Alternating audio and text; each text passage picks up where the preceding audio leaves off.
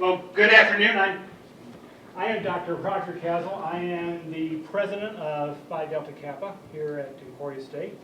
And it has been our pleasure to produce or to present the Teachers College Speaker Series. This afternoon, you are in for a informational treat. I had the great opportunity to meet with Kristina back in September, October. She came in and she shared her story, and I thought this needs to be shared. So I am really glad you're here again. You're in for a great treat this afternoon. So I'm just going to turn it over to Kristina Bramwell, who is currently in Block 2. Yes. And it's her show. Thank you. Okay, well, like you said, my name is Kristina Bramwell, and thank you all for coming today. So these are just some information that we'll be covering in the presentation, but just to be curious, does anybody besides Kayla Smith know why the Marshall Islands have been receiving recent media coverage? Anybody? Okay. That was Well, teams from? what? Is that where the bobsled teams from? No, that is Jamaica. But they are Some of the both media that I've listened to. Yes.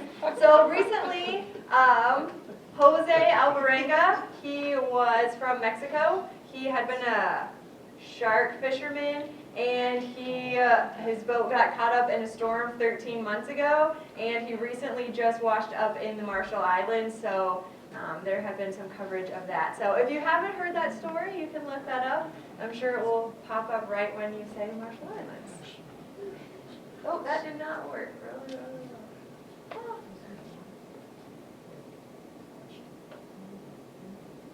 Okay, so just a little bit more information about me. I am from Kansas, but I moved around a lot when I was a child. And after I graduated from high school, I went to Australia on a leadership summit for almost a month. And we got to work with some Aboriginal populations doing some different things. And that really got me excited about traveling and about learning about different cultures. The first time I graduated from ESU was in 2009. I'm here for my second degree in elementary education right now. And during that time, I went with a leadership minor to Europe, so that picture's kind of from there. So that's another way that Emporia State has kind of influenced me to keep traveling and learning about different cultures. And this brings me to my experiences in the Marshall Islands. So that's what this picture's from. And this is my house from the Marshall Islands that I lived in. I'll give you some more information about there, but just a quick rundown. There are population centers like the capital and Ebi and Kwajalein, a couple other islands, and then there are outer islands, which are, they don't have really the technologies and things like that. So many of the people do live in grass houses. There is no running water. So you're getting everything from the well or waiting for it to rain, and so if that doesn't happen, like they've recently been having droughts, so those are just some kind of things that might come up when you're overseas doing things like that. So now we'll kind of get some more information. In case you aren't aware where the Marshall Islands are at, this is Australia and Hawaii is up here. They're about halfway in between Australia and Hawaii. So then, to go a little bit closer, this is the Marshall Islands. They're made up of 34 inhabited municipalities. There are thousands of islands in the Marshall Islands, but a lot of them are really small. So here you can see there's a sunset chain and a sunrise chain in the Marshall Islands. And we were speaking about that earlier. The dialects for that language are a little bit different depending on where you live. So Malolap Atoll is right here, and that is the atoll that I was living on for 2 years. So we can kind of zoom in on Malolap Atoll. So this is kind of what an atoll looks like. So basically around the outside is ocean, and the current is really rough, so not much happens there. And for instance, the whole area that Malolap takes up is about 375 square miles, but when you take that land, the island that people live on, it's less than 4 square miles. So it's really big. you're likely to just see water for a really long time. I was living down here on Iroquois, and that was less than a square mile of land. There's about 150 people, including all the way up from infants to every age. So we can kind of zoom in on Iroquois. So this is the island I was living on, and this is really typical for the Marshall Islands, that the back half of the island is mostly coconut trees, which is where Marshallese people get most of their income from making coconut products or coconut oil, things like that. And then there's usually one dirt road here on the lagoon side, and that's where all of the people live. So for our island, the school was over here, and then my house was over here. So that was actually kind of nice because I got to really see the community every day walking back and forth from school, and getting to know the community was a really influential part of being in that country. So just a brief timeline so you kind of understand more about the Marshall Islands. So they're believed to have been inhabited around 500 to 2000 BC. And then after that time, the Spanish gained control of the Marshall Islands. In 1788, William Marshall was en route from Great Britain to Australia, taking the convicts to Australia to start that colony. So since he passed the Marshall Islands quite frequently, that's where they actually got their name, the Marshall Islands. And after that, it was in 1857 that the first missionary team went to the Marshall Islands. And then in 1886, it became a German protectorate. And they set up many trading routes there, and that's kind of around the World War I area is when Germany was in control. And then this is where American influences and interactions with the Marshall Islands started happening. In 1914, they were captured by Japan. So Japanese set up strongholds on many of the islands there in preparation for World War II. And interestingly enough, the island I was on was one of the 5 that they set up major military stations at. So there's sunken ships out in the lagoons. People are living in like old airplane parts for houses. The year after I left, they sent a team in to get out landmines because there were still landmines in some of those islands, not mine, but one over there was another English teacher volunteer over there, and they had 2 landmines go off during the first year I was there. So that influence of having World War II there was like a really big changing point in their history. So there you can see in 1943, the Allies invaded the Marshall Islands and fought the Japanese, and that's when we took control by the United Nations, and we became the protectorate in 1946. Now, just a background on this, we were protecting them, but we also, between 46 and 1958, we tested 67 nuclear bombs in the Marshall Islands. So if you've heard of like Bikini Island, places like that, the U.S. government did move a lot of traditional people from their lands, which are passed down, and their families to areas which couldn't sustain life on them, and they had medical issues from the fallout. So those are kind of incorporated in how the education system works, just some things that the country is still trying to work through. In 1979, they became self-governing. So Marshall Islands is a independent nation. In 1983, we signed a treaty with them to kind of help reimburse and reestablish some things that got messed up during the war or from the nuclear testing. We also have a military base set up there in Kwajalein.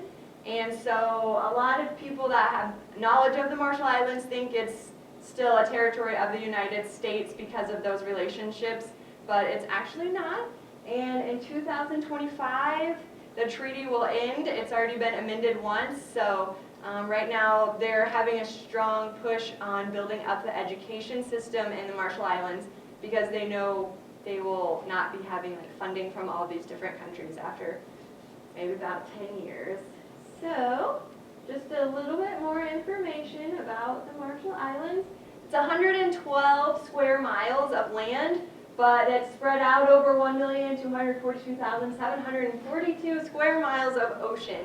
So boats and, well, they have one plane that sometimes works. Those are really important to getting around. They are seafaring people, and so that's really cool.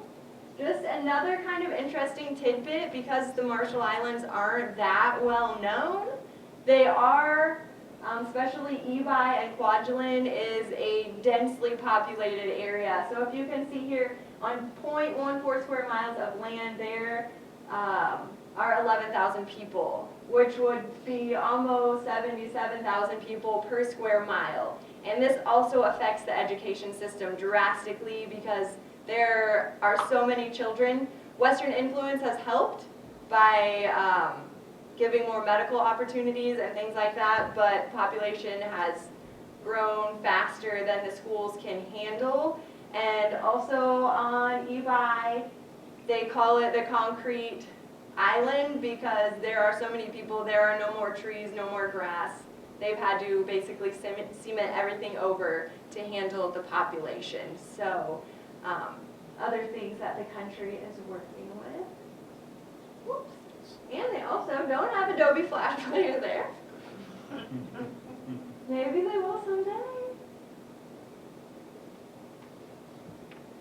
Yeah. So, while that's going, what some other things I'm going to cover today once that gets back up is how the teachers are trained over there. The education system in the Marshall Islands is relatively new. As you'll see later in the presentation, they've only had a high school there since, I believe, 1954. So they're still really working on this education system. So we will talk about that.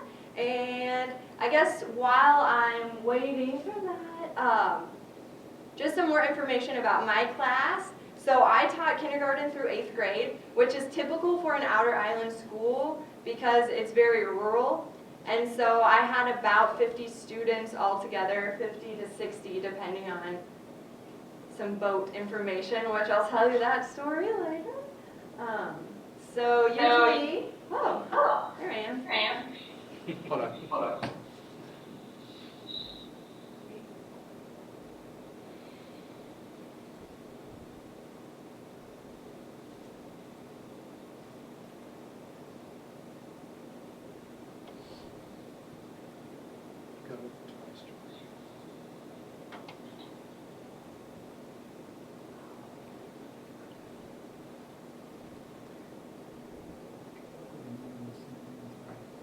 Okay, so, yes, so all the classes are kind of different. In the capital, you will have more children, but in the outer islands, it's a much smaller amount of people.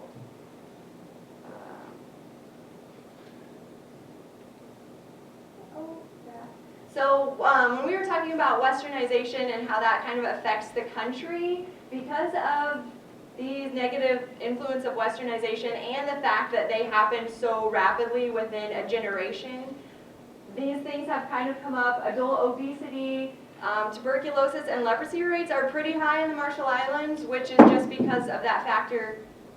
There's not enough room for all the people. There may be 20 people living in a house, so if one person's getting something, it's very likely that that's going to be passed on to somebody else. Non-communicable diseases like heart disease and diabetes are very prevalent, and they're trying to incorporate education about those things into their regular classrooms. Because what they're seeing is about 80% of adults who go into the hospital in the capital for some sort of treatment, it's either diabetes or diabetes related. And the age that people are getting the diabetes is getting much earlier. In between 20 and 35 years of age, they're finding that about 52% of that age group are already showing signs of diabetes or pre-diabetic signs. And amputations happen daily there. If you're in the capital, you're very likely to see even 20 and 25-year-olds without arms or legs because of this diabetes, because like I said, at eBuy, we've taken over all the land, and so what they're eating is a lot of processed foods and instead of their natural traditional foods. So teenage pregnancy, teenage suicide, because of this quick shift between traditional and Western values, a lot of the youth are kind of lost as to what it is they're supposed to be doing. Their traditional land that's passed through their family is now no longer there because of huge populations, and so they're really trying to find an identity, and so that's kind of another purpose of the school system in the Marshall Islands.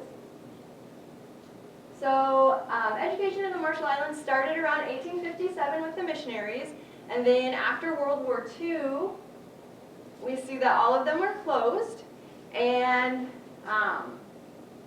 after World War II, the pastors from some of the churches were kind of encouraged to restart the schools up again, but there weren't money for schools. A lot of the buildings had been destroyed. There weren't any supplies. But in about 1954, they started their first teacher training program. So they had 50 people from the country who wanted to be teachers go to the capital. And over this course of 5 years, they trained them. So how it works there, because oftentimes, like on my island, a boat only comes to the island 2, maybe 3 times a year. So that's how you exchange mail, that's how you get places. So they can't have teacher training. If you go to the capital, you might be there for 5 months before you can come back. So what normally happens is you will go to the capital for a year and receive a year of training in the school, and then you will go back to your island, and some other teachers will go for a year, and they will get training, and then you just keep flip-flopping until eventually everybody has, the ultimate goal is to reach those 2 years of teaching practicum before you go. So for 5 years they had this program, and they graduated with 12 teachers. And then, so they just kept building that. In the 1960s, there was an influx of Peace Corps volunteers, and they also kind of started more teacher training. But then in the 70s, the Marshallese people were thinking, we want to get our independence as a country, and we're seeing all of these rebelles. They don't really differentiate between European white people or American white people or anything. They all just call them rebelles, which means people of clothes, because originally when we went over there, we brought them longer style clothing. So they said, we want these rebelles out of our school system a little bit because we want to take control. So in the 80s, when they gained their independence as a nation, they also set up their own Ministry of Education. And it was a little rocky because they were trying to set up education and their country all in the same decade, and that was a little rough. But in the 90s, which is here where I'm really excited to show you, they set up CMI, which is the College of the Marshall Islands. It looks really small, but it's a really good opportunity for Marshallese people who have completed their high school degree to get some more training.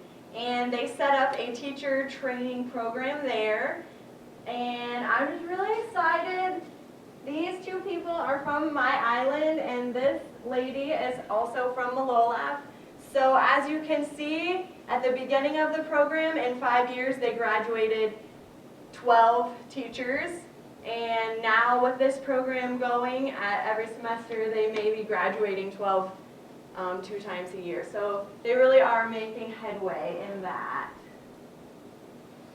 So their kind of plan for education is to increase trained teachers, which is what they're working on, shortage of space, lack of community involvement, and this is really revolving around the idea that education is so new in that country, and a lot of times the parents of the students don't understand what an education is for because they are more of a verbal language tradition. They didn't have a written language until Europeans came and gave it to them, so trying to teach them these skills is oftentimes misunderstood by the parents.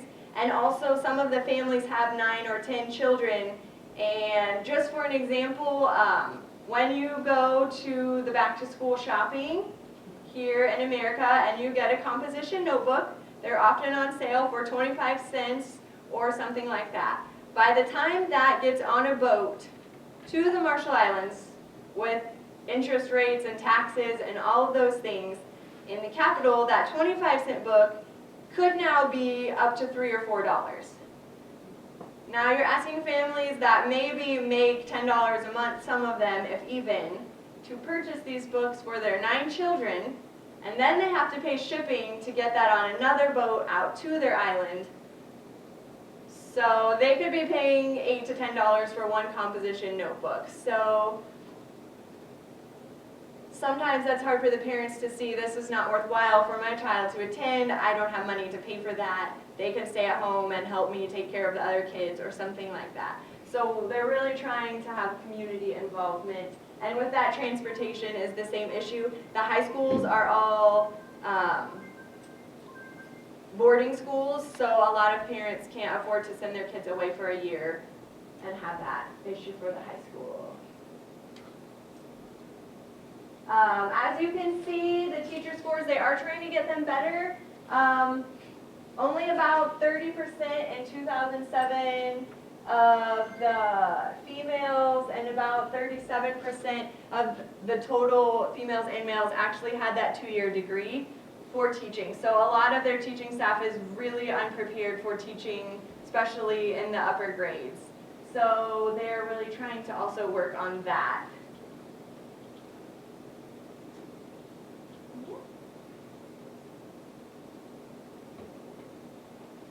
Additional plans they have for success in the classroom are building more schools, eliminating those fees, having a national curriculum. I think this is kind of interesting now because if you're in the education field, we're talking about Common Core and how we used to have state standards, but now they're trying to spread that out to the whole country so that everybody's on kind of a level playing field. And this is what they're trying to do as well. They adopted the American standards, so they are trying to teach in the English language to children who don't really have a grasp, or teachers don't have a grasp of it. And so instead of having their own curriculum, everybody's just kind of teaching all of these random things. So they're really trying to work on that. So I think that's kind of interesting between here and there. They're kind of working on the same kind of ideas. So student opportunities in 1962 was when they first had a 10th grade class. So they didn't even have high school opportunities until about 50 years ago, which is really interesting. And in 65, they had their first high school graduation class for the entire country of 13 students. Since then, they have 3 main boarding schools for high schoolers and several private schools. So they really are, making increases with trying to find places and teachers for all of the students. They currently have about a 60% enrollment rate for high school age students. That's due to those money, the fees, placing, whether there's teachers or not. So they're wanting to get that 100%, but that may be a little bit down the line. Elementary schools. So this is my elementary school, Irick Elementary School. It's kindergarten through 8th grade. There is another building over here that you can't see, that when the Peace Corps was there in the 60s and 70s, they tried to instill a lunch program because many of the kids, actually UNICEF, their study on women and children usually gets about 62% of the children in the Marshall Islands are malnourished. They may have food, but it could just be flour, white processed flour or white rice, and they eat that morning, noon, and night. And so the Peace Corps had tried to establish a school lunch program, so there's like another tiny building. But due to budgeting issues, that kind of faded away. So these are the upper classes, and then you can't see it, but over here there's a grass building made out of leaves. That was for kindergarten, and a lot of the islands don't all have cement buildings. Some of the older classes are also taught in grass houses, and then some of them do have newer buildings. So it's really widespread about what kind of facilities somebody would have. And those are some of my students doing pen pal letters. We had pen pals between Kansas and a different school in Ohio. And what I was kind of also trying to do with that is because the Germans were in the Marshall Islands, the Japanese were there, America's there, they kind of have this loss of identity. Like, who are we? What do I have to share with the world? So I really wanted them to see like they have value, and people in America would really love to see how your day is and the things that you can contribute.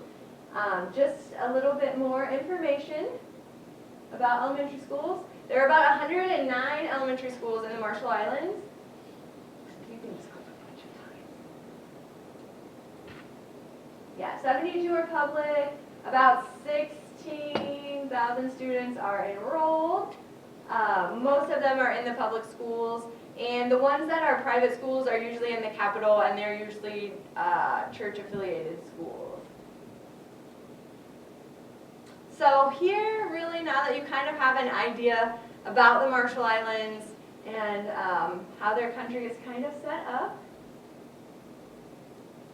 is where I will kind of tell you some important things that I learned at IREC Elementary School. And I think that even though the skills that I developed there were for teaching, I think that many of them can go into other aspects, into other careers, just other parts of your life. So they're not just for teaching if you're not in the teaching field. So the first, number 10, I really learned to depend on others. I didn't realize how self-reliant we tend to be in America. If we want something done, or we can drive to Walmart, we can get that. If we need to call somebody on the phone, we can do that. But when you're in another country, especially the Marshall Islands, you cannot just, you don't know how the system works, you don't know how the culture works, and so you really have to learn to depend on other people. And I think this translates into like team building skills, because you have to be really observant about what people around you, their skill sets.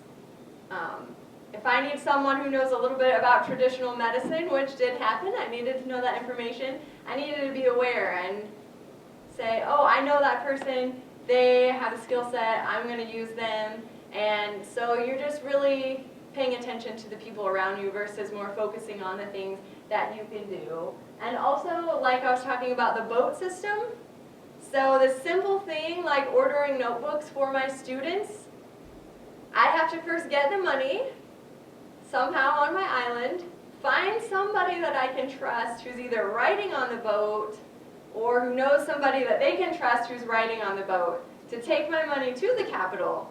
Then I have to trust that that person actually takes that money and goes and buys the notebooks, that those notebooks actually get taken to someone who can put them in a box and label it, that that box actually gets taken to the boat, and that it actually gets dropped off on my island and not somewhere else. So all of these things that seem really simple, you really have to just learn to kind of trust other people to help you, which is somewhat frustrating at times, but I think it's a really good skill to have. Being patient and flexible. Patient, I think, is one of the most things I learned there. I don't know if anyone's ever heard of island time. It's kind of relaxed. Nobody's in a hurry. The temperature in the Marshall Islands is about 85 degrees year-round, so you don't have to get anything done before winter. And they have this word called kia. Kia means now. Only it doesn't mean now like we say it in America. So one example of this, I was in my classroom and some people came and they're like, somebody's looking for you on the radio. So they don't have phones on my islands, they don't have electricity, but the hospital, the little medical clinic has a CB radio, so you can, if there is an emergency, you can try to find somebody to come help you. So they tell me, somebody's looking for you on the radio. And I said, when? And they said, Kia. I learned to ask, like, when? Because when, Kia is not what it means. And they said, oh, about a week ago.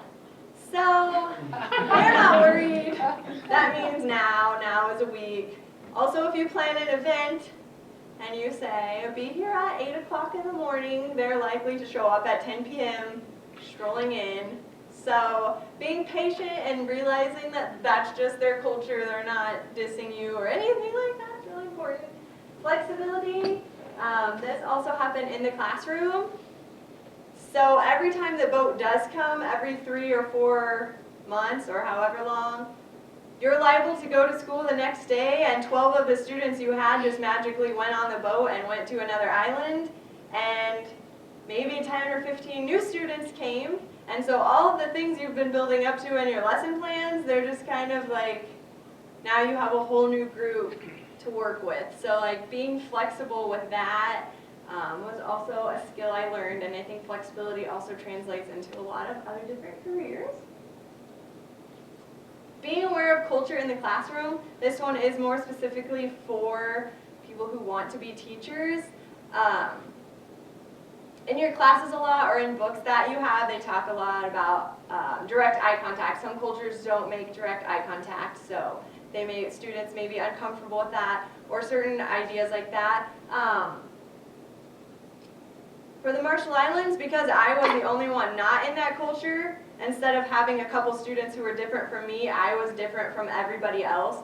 So I kind of got a feel of like how much culture is important. For instance, most of the people don't have furniture in their houses. They sit on the floor, they weave grass mats. And my class luckily had a full set of desks. I think they did that on purpose. But a lot of my younger students had no idea how to sit even in a chair, let alone a desk. And so finally I learned this wasn't working, and so I had the parents weave some grass mats, and we had like, my kindergarten first graders had desk time. So we were on the mats, and then we had 5 minutes in the desks, and eventually we worked up to being in the desk the whole time. But if I were in my classroom in America, I might think that this child maybe has attention problems or can't sit still, but really they just haven't had that many opportunities to practice sitting in a desk. Other cultural things, Marshallese people are very shy. If you ask them to speak in front of you, or if they think they may be wrong, no matter how supportive and safe the environment is, they will most likely shut down. I mean, like, shut down. You can go lift their arm up, they're just going to shut down. And it was really strange at first, because I thought something's wrong with all these kids. But no, nothing's wrong with the kids, just in their culture, they don't express emotion out front. So for them to express fear or anything would have been more negative than just zoning out. But again, in America, I probably would have been really thinking, like I was there, something's wrong with this child. Also, gender. Once Marshallese students get to about high school, it's a little different in the classroom, but outside of the classroom, they don't really talk to anybody. Boys don't talk to girls, girls don't talk to boys. So having them learn how to work cooperatively in the classroom can sometimes be challenging. And so I would just say, like, for me, when I have my classroom here in America, to just remember that if I have students from another culture, to really be trying to gauge what they're comfortable with and what things are personal and what things are cultural, that I need to also, kind of develop that in my plan. These are some more of my lovely students. These are my my kindergarten and first grade little boys. They're really active. And then this picture is so they have Education Week, and every year they have an Education Week, and I was in the Marshall Islands for 2 years. We started having an English spelling bee both of those years. The first year it was just the 7th and 8th graders, because I wasn't sure what level everyone was on, but all of my 4th and 5th and 6th graders decided they wanted to be a part of that also. So the second year we increased, and the parents came and the families came, and it was just a really good opportunity to kind of have the kids be a part of things. Differentiated instruction is also something that was very important there. That's basically knowing that if you have students on different levels, you can't give them all the same assignment or the same project, because some may need to be bumped up a little, they need some extra challenges, and others may need some extra scaffolding to help them. And this was really apparent because so many kids in that country switch every time the boat comes. Also some cultural issues that can come up. There are kings on the island. They have a government in the capital, but there are kings and there's a working class, and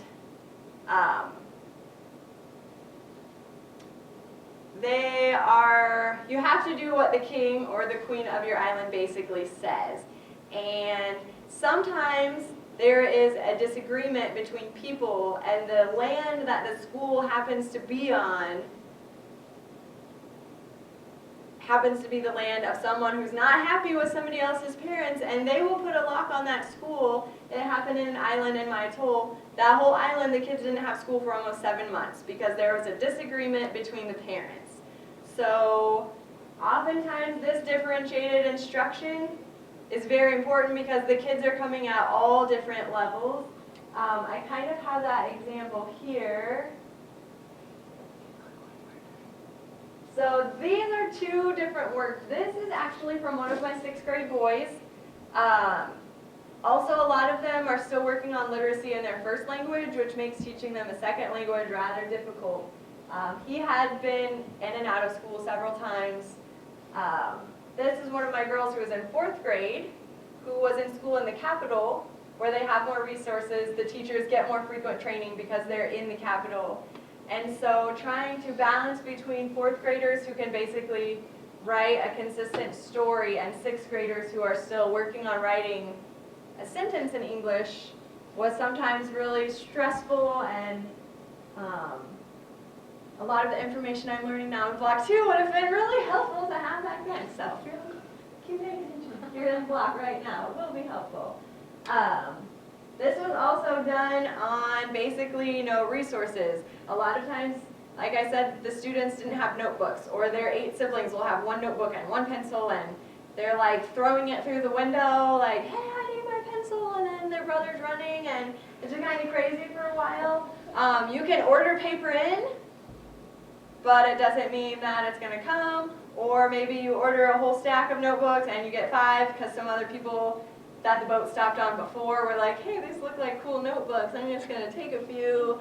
Like I said, they don't really have a curriculum, so they don't have textbooks and a lot of things to work on. When it was low tide, I used the sand a lot, because sand, if you have a tiny stick, works a lot like paper. So sometimes with the younger grades, we would have to use sand instead of paper. Also making books that are on their level, because even if I had people send me books in English, even my 8th graders were probably on a 2nd grade reading level. So I had to make books so that they could feel successful in their reading, but they really enjoyed that. So just kind of being aware of the things that are around you. Taking risks besides just going. And by the way, if you're thinking about going overseas or doing part of your student teaching, there's an opportunity to do part of your Block 3 overseas. If you're really thinking about that, I would totally suggest it to you. If you know anybody who wants to go travel overseas, it's just such a great experience. So besides just taking that risk, which I encourage you to do, if you are in the classroom, just know not every idea you have or lesson plan you have is going to work. But be okay with that, because you can fix it and make it better. But if you're scared that something's going to flop and so you shy away from it, then your students could be missing out on a really great opportunity. So I would just encourage, no matter if you're teaching or something else, just sometimes the greatest successes come from the biggest risks. And okay, so I work in residential life, and I found this little thing from one of my old karate instructors who's now doing inspirational things. And so there's a little bubble over here that says your comfort zone, and then over here there's a giant bubble that says where the magic happens.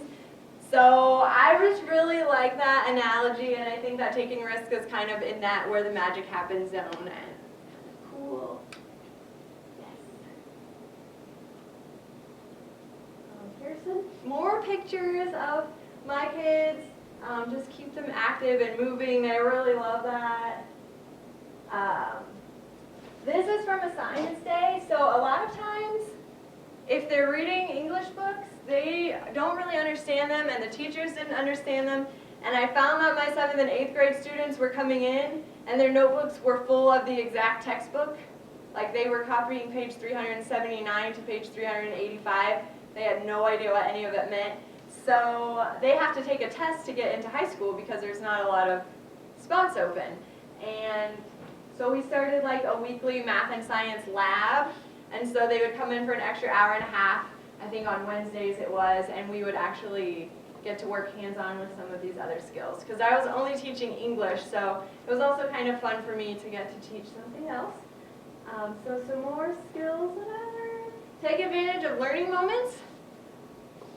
One of my favorite learning moments happened my first year. I was on my island. I had been there about a week and a half when our king died. So the whole school basically shut down for like 2 weeks to have this very large funeral, and everything was kind of, the government of the island was kind of switching around, and so it's kind of crazy. And school was not really in session a lot, and then it came in session, and I just started getting this classroom management under control. And then one day, my 1st and 2nd graders, they just started talking a lot. And at this point, I didn't understand the language yet, so I wasn't sure what they were talking about. So I was like, White Coyote guys, this is the plan. Just be quiet. And they were completely ignoring me. And then they start standing on their desks, and then I'm like, I'm a failure as a teacher. I have no classroom management skills whatsoever. And then I realized they're all staring out the window. So I think I should go see what's happening, because my kids are all crazy right now. So I walk over to the window, and some of the 7th and 8th grade students who should have been in their classroom but were not, were walking joyfully across the field with a human skull in their hands. So of course my little 2nd graders were like freaking out. About 2 minutes after that happens, the other Marshallese teachers start getting nervous because now there are demons on the school property, and basically the whole school day kind of just got crazy for a second. But keeping learning advantages in mind, I thought the kids, I have their attention. I told the principal, we're going to take care of this. And I thought, when at any other time are these students going to have a human skull to examine? So we took it back. By the way, I think the Marshall Islands is one of the countries, it is one of the countries that the rising sea levels are eroding it. So a lot of times there are ancient burial places that are now being eroded. So I'm assuming that the skull came from there. I'm not really sure. Anyway, hopefully that's what happened. So we took it and we talked about how the different plates connect, and we talked about your baby brother and sister. Do they have a soft spot here, but this skull doesn't have a soft spot? And then we also talked about, I wanted them to think and try to discover whose skull this belonged to. So we talked about the size and the shape. Do you think this was a female or a male? How old do you think this person was? So just kind of grasping a hold of those moments that you think just ruined your day, they actually might be really beneficial for learning. So that was one of my favorites that I will probably never forget. Giving students responsibility and ownership, and I think this also translates not just to students, but if you work on another team, you don't just want to be barking out orders for people to follow. You want them to actually feel like they are part of the class. And this little anecdote, it was kind of a sad day for me, but in a way it was, it really taught me something. So during the 2nd year, they were still working with this new queen that had taken over, and there was some miscommunications at the school, and things had been kind of rocky. I get to the school one morning pretty early because there's no light, so when it gets light, you go and work on stuff because it's going to get dark at 5:30 sharp pretty much at night, so mornings are a good time to work. So I get to the school, and I see all the windows and doors are propped open, and I'm thinking this is really strange because the doors and windows should be shut. And I walk to the first room and I look inside, and every single book or paper that had been on the wall or the bookshelf was thrown on the floor. The windows were broken out. The kids had taken batteries, and so they were like black, and they had like busted them all over, so like everything was a mess. I went to the next room, and it was the same thing, and I just had this sinking fear in my stomach because my room was next, and I just thought, how all this work I've been doing for 2 years, like my room's gonna be destroyed. And I got there, and there was a box that had been on a bookshelf, and it was on the table, but nothing was out of the box, and that was the only thing that had changed in my room. So I know that the students had been in there. And I immediately knew this was not because they just respected Miss Kristina so much that they didn't destroy the room. But, I mean, as you can see from things on the wall, I made that their room. I said, this is your space. Take responsibility for your learning. If you put things on the wall, you can use it on a test. If you make a sign for adjectives, you can use that to help you. They had classroom duties, and I think that those things, giving them ownership of what they were doing, I honestly 100% believe that is the reason they didn't destroy the classroom, because it was theirs. And so I think that's one of the really big things I learned. Also with the parents, at first I had conferences and nobody came, and I realized they didn't know what to do with their children because a lot of them hadn't graduated from school either, and many of them hadn't even went through elementary school. So I started a literacy group once a month where they could come in with their first, second, third graders and do like a reading activity or something that they could then take home and like teach their kids. And I think that also gave them a sense of ownership, like, oh, even though I may not have gone to school, I can still have a part in my child's life. And the last semester of my second year, I thought, I'm going to try this conferences thing again, because before I just ended up going to their houses saying, this is where your student's succeeding. I'm really glad they're at school. Keep supporting them. And I actually gave them 15-minute blocks. Like, I was like, I'm going all out with this island time. I'm giving you a schedule to be at the school. And I had 34 parents, and 33 of them showed up during their assigned time for conferences. So I think that was also just giving people ownership, a reason to want to be a part of something.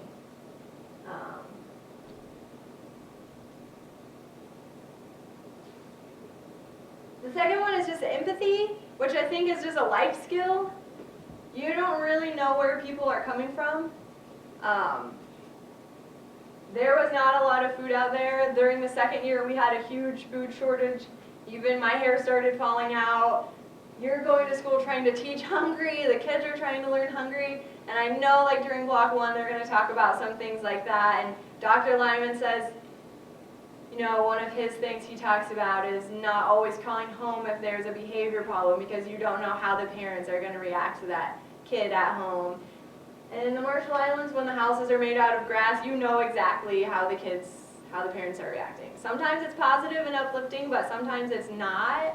So for me, that just really reinforced, like, I need to understand where my kids are coming from to help them learn better and to help them be successful. I need to understand where my parents are coming from and have just empathy for all of those things. And the last thing I have, well, I think this is in 2 slides.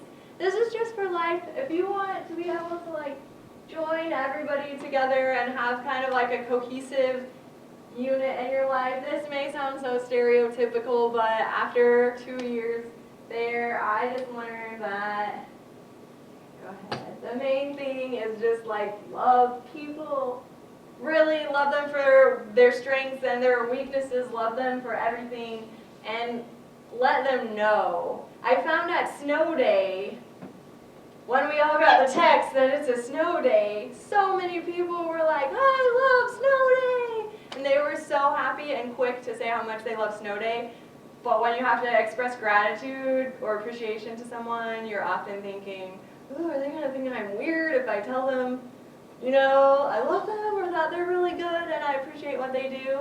And I think, who cares if you come off weird? People want to know that you care about them. And so I think that's just the moral of the whole entire thing, whether you're in America or going overseas, is just make sure you're expressing that. And the last little thing I have is just a really cute video that my 7th and 8th graders took. And if you are going to be a teacher, it's just kind of to show you that kids are kids wherever they're at, and hopefully it works. Oh wait, can you click on the play? Oh, did it work? It's not going to work. Okay, well, send me an email, and I will send you this clip because it's adorable. But anyway, there's a funny clip. They're just being silly. So just remember, kids are kids and people are people no matter what country you're in or what business you're working at. And that's kind of, if you all have any questions or comments or anything, I would be free and willing to answer anything. Yes? You mentioned that one of the years that you guys struggled with malnourishment and, hungry teachers, hungry kids, and that learning atmosphere. What did you do, to try and kind of work with the kids on that? I understand that those resources weren't suddenly available because you wanted them to be. What did you do in your classroom to kind of overcome that? Well, what we did, sometimes we did have a hunger schedule, and so we would have only half days of classes. That way, if students did need to go, because sometimes there are islands, as you can see there are 75 little islands in my atoll, sometimes you just have to travel to another island and see if there's food sources there. So we would try to do that if there was an opportunity for them to go. Otherwise, in that situation, which I feel is kind of an equalizer, because no matter how much money anybody has, if a ship is not coming bringing food and the island is depleted, everyone's equal. You can't just make food. So just being understanding and not getting irritated at the kids if they're falling asleep or something, because it's probably because they're hungry or they don't have those right nutrients. So just, again, that patience and flexibility, knowing those things are going on. Anybody else? Yes? I wonder if you could walk us through a typical week and then a typical day in that, was school 5 days a week or 6 or 7, and then on an average day, a school day or a non-school day, what times you get up, what times you eat, what time school start, and what's the school schedule, elementary versus secondary, is there class changes, and then what you do in the evening. So a typical week, a typical day? A typical day, I would usually get up around 5:30 or 6. That's when the sun starts coming and all the animals that are running around start making noise. So it's kind of that's a good time to get up. Also, you're making your fire pit in the ground, and so cooking things, even if you're cooking pancakes or rice or something, that takes a long time because you have to start your fire first and all of that. So I would try to get to the school around 7:30. That way if some of my kids needed extra help or whatever, they could come in. The bell rang at 8 o'clock. They would go for 4 periods, and then they would have an hour for lunch. So the kids would all go home for lunch, and most of them came back. Sometimes they didn't. I had first and second graders after lunch, so usually when mine didn't come back, I just had to go wander down to the lagoon, and they were probably swimming, and then I would be like, really guys, come back, and then they would come back. So then they would have 4 more hours of school, so they got out around 4 o'clock. If it was one of the days that we had extra science or math day, they would stay for that, and then usually they would have church. The Marshallese people go to church almost every day, so normally they would have an evening church session, and then they would cook dinner, and then the sun goes down around 5:30, pretty quickly. Within about 2 minutes, there's not this long sunset process. So after that, it's just kind of hangout time, playing the ukulele and singing and things like that. For the week, it mostly was just the same thing. Repetitively. Saturdays is different. The kids are usually off running, and for me, for the men, they usually go do work. The women, Saturdays a lot is laundry day because you have to wash all of your laundry by hand. And so Saturday mornings we would usually all get together and all the women would sit in a big circle with their tubs and scrub. And I was scrubbing for one person, so I usually ended up staying to help them because they have 12 people to scrub for. And then Sundays, they normally have church 2 or 3 times a day. So Sundays, you're basically, they really enforce the relaxation policy. So the kids can't play, nobody can do any work. So it's really just, which at first bothered me because I was like used to this. No, I have to get lesson plans done. This is my Sunday. But then it was kind of nice to have like a day. So yeah, but mostly it just repeated itself. Not too much changed. Yes? How many transitions of kings and queens did you encounter? Just that one transition. So actually, that we got set up kind of with a host family of sorts if we needed anything, and I was actually in the king's family, so like when he passed away right away, it was just even more crazy because the family that was supposed to be watching me was everywhere. Usually that lasts until they pass away. There's not like a switching normally. I asked them if they had a system where they could like impeach the king or something, or the queen, but they have one, but for cultural reasons, like I don't think they would ever actually use that. Anyone else have a question? Who did you live with? I lived by myself in that little house, but I had, basically everybody will take care of you. So I had the principal, they were mostly the ones who fed me, but also they have a cultural thing there because everybody should be equal. So you always switch a meal with the people on both sides of your house. So like everybody's taking care of everybody. That way if some house doesn't have food, their neighbors from both sides should be switching with them. Also, I got on a boat once because there was no other transportation and they weren't taking passengers and I had to get back so I could catch my flight to America. And they let me on the boat, but they said we're going to this other island for a week. And they dropped me off. I have never been to this island, so I just wandered around saying, who wants to take care of me for a week? So, yeah, I got a lot of offers. It was great, but at least in the Marshall Islands, they will really take care of you. So even though I had my own house, like, yeah, you have to wash all your clothes and hang them up, and then it like rains sporadically, and it would be so nice when I would get home thinking all my laundry's wet again, but like people had run over and taken my clothes down for me and folded them all nicely. So yeah, they're really take care of you. Yeah. What about religion-wise? It's Christian now, I reckon? Yes. And what about before the missionaries came? Before, actually, if you want to look at this before you leave, if you haven't looked at the table, so they did kind of have their own, like they really believe in like demons, and this one is like a special god. This is about from like the Bikini Islands and things like that. So they had their own beliefs about that, like traditional gods that controlled certain things, and now they really believe in the Bible, but they have a lot of interconnections still from their traditional beliefs. So it's more Christianity now, but there are still some influences from the past. So that's interesting. And they have in the capital probably like 14 or 15 different churches there. There's a lot of different varieties, so yeah. So a lot of denominations? Yes. Any that we're familiar with?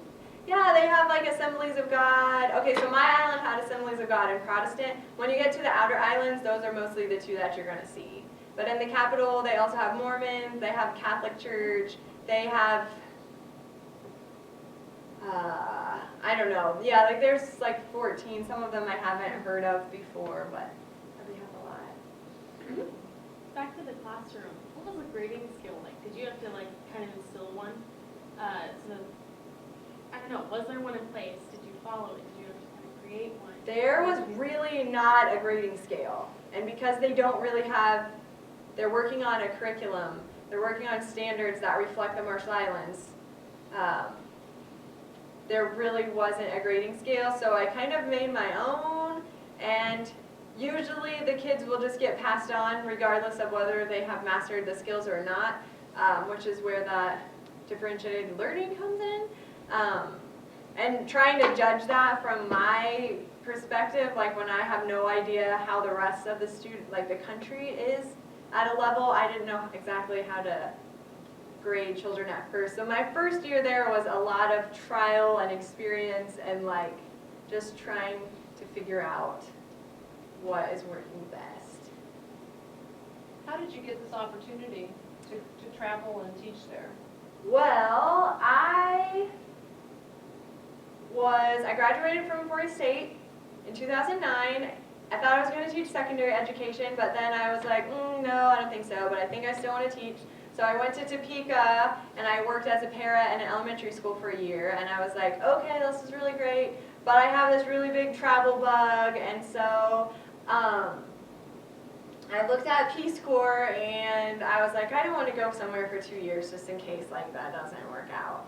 So then I found this organization called World Teach, which is basically the same thing as Peace Corps, only they only do the education sector. And I Googled it. They were like in the newspapers and New York Times and stuff. So I was like, okay, this is this is not like some place I'm going to get lost at. And I picked the Marshall Islands because out of the list of places I could go, I said, I've never even heard of the Marshall Islands. So I think that's where I should go so I can learn something new. And so I went there after the first year. Like I said, I just started getting really into my classroom and into the community, and so I decided to stay a second year, so maybe I could have done Peace Corps anyway because I stayed for 2 years. But if you're looking at somewhere to go and you look at Peace Corps or World Teach, I think those are both really good organizations to look at.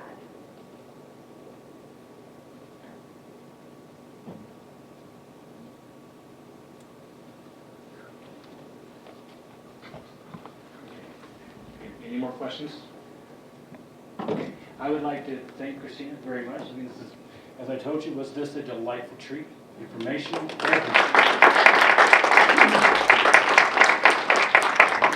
And I'm sure when we're done, if you have any questions about the artifacts that she has on the table, I'm sure Kristina would love to share more stories with you. So I really do appreciate it. So thank you very much. Sure, you're welcome.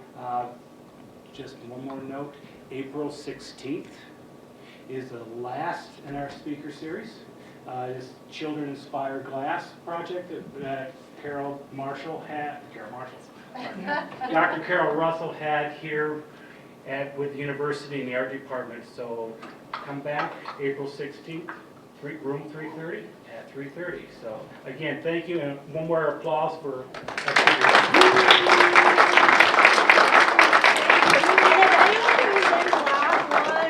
wants any more information or comes up with extra questions later, feel free to contact me. Thank you.